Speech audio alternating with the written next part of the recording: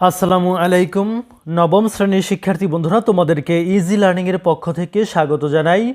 আজকের ভিডিওতে তোমাদের নতুন বাংলা বইয়ের 128 পেজের সমাধান করে দিচ্ছি, অর্থাৎ 6.1.4 এর সমাধান করে দিচ্ছি। এখানে বলছে যে কবিতার কাঠামো বুঝি। কবর কবিতাটি পড়ার পর নিচের ছকটি পূরণ করতে বলা হয়েছে। তো চলো এখন আমরা এই ছকটি পূরণ করব কবর কবিতা অনুসারে। এখানে জিজ্ঞাসা আর এখানে জবাব, মানে আমাদের উত্তরগুলো আমরা লিখেছি ডান পাশে। তো এখানে জিজ্ঞাসায় প্রথমটা রয়েছে অনুপ্রাসের উদাহরণ। এই কবিতাতে দুই ধরনের অনুপ্রাস আছে। একটা হচ্ছে অন্তমিল, মানে হচ্ছে যেটা কবিতার লাইনের শেষে একই ধরনের সাউন্ড আসে, অর্থাৎ একই ধরনের শব্দ, যেমন তলে জলে, সারা কারা, পারি ছাড়ি ইত্যাদি। 2 নম্বর পুনরাবৃত্তি অনুপ্রাস।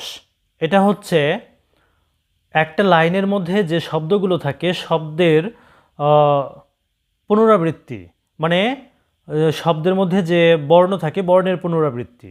তো এখানে লক্ষ্য করো, বাপের বাড়িতে যাইবার কালে কহিত ধরিয়া পা। এখানে যদি আমরা লক্ষ্য করি তাহলে দেখতে পাই বাপের শব্দে ব, বাড়িতে শব্দে ব পুনরাবৃত্তি ঘটেছে।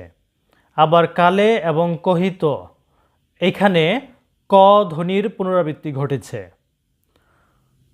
তারপর উপমার উদাহরণ। এখানে লক্ষ্য করো, উপমাটি সোনার মতন মুখ, মানে এখানে মুখকে সোনার সঙ্গে তুলনা করা হয়েছে। তারপর লয়ের প্রকৃতি। এটা হচ্ছে কবিতাটির লয় মধ্যম গতির, ছন্দের ধরন এটা হচ্ছে মাত্রাবৃত্ত ছন্দে লেখা। তো প্রিয় শিক্ষার্থী বন্ধুরা, যদি ভিডিওটি ভালো লাগে অবশ্যই শেয়ার করে দিবে। ধন্যবাদ সবাইকে সাথে থাকার জন্য।